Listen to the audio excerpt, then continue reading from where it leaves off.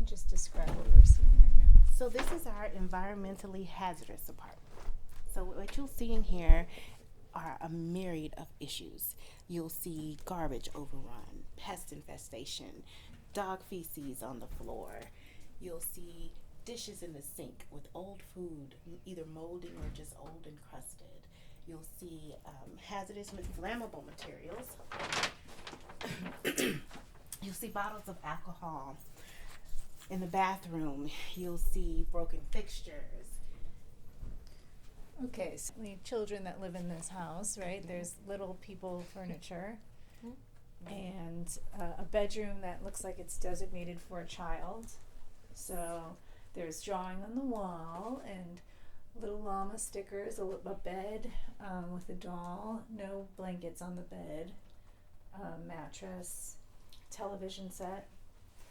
But other things are, again, these are hazards as well because they can tip over, they can fall, and things that can injure young children. So when she said they, she was referring to she grabbed the top of a television set and wiggled it. It's sitting on the edge of a dresser. Here you see exposed wiring, which could also be a hazard for children or anyone in a home. The wiring here with the electrical outlet is out, which could also be an electric. Yes. I'm going to bring your attention to this door. This is an interior closet door, which would normally be okay, but this door has a lock on it. Not only does it have a lock, it has a harness. And then if you open it up inside, it reveals a lot more. So inside the closet, you'll see You will see where you have toys. You see unwrapped food. You see stickers, which tells us that a child has spent a lot of time in this room. And because of the lock, it makes you immediately wonder if that child is being locked into this closet in a confined space. I'll also note that there's like a pink rope around the handle, and there's little... They're loops, right? Yeah. That a small wrist can easily slip into, which ties into one of our allegations of tying and confinement in certain tight spaces. One of the things we do want to point out about safe sleep practices, so this is something that we also educate on, and things that we ask our investigators and also our casework staff to be aware of when they go into their environment. Have this child sleeping. There's lots of things piled up on the bed where the baby is laying, pillows close to the face. So even though baby is sleeping on the back, which we have a back to sleep initiative and campaign, the concern would be rollover hazards in terms of rebreathing air. So this would be something that could be a hazard in terms of choking or sleeping habits.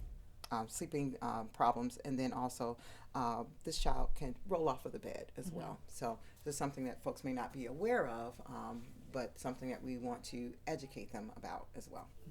Another thing I do want to point out in terms of we are not only teaching our staff about the safety of children, but also their own safety entering a home.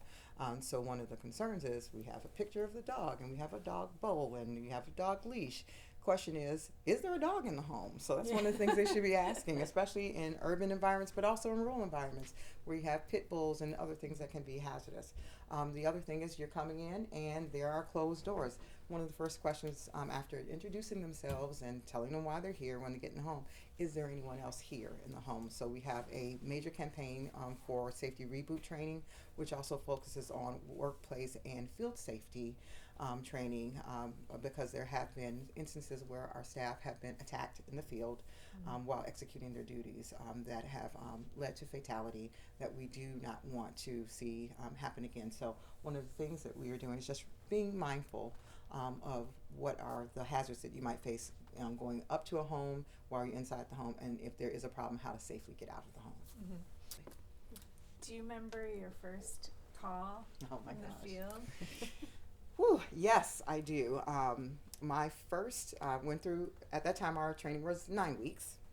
It was done in a ballroom. And we got a stack of stuff to go through, and I read and took notes, and I passed my test and went out into the field. And my first call was to respond to a young young person who was actually run away from their foster home, and I had to issue what was called a juvenile arrest warrant to bring them to court, and it happened to be they were reported to be seen in the area of Robert Taylor projects. So I went there with my nice little cream linen suit because it was August, and by the time I got done ripping and running up down the steps, there were just some things in training that no investigator went out with me, or no new caseworker or supervisors. No one went out with me to go find this kid. I was like, oh, okay. But when I got there, because of my background and my upbringing, I had family members who actually lived in Robert Taylor homes and some of the other projects.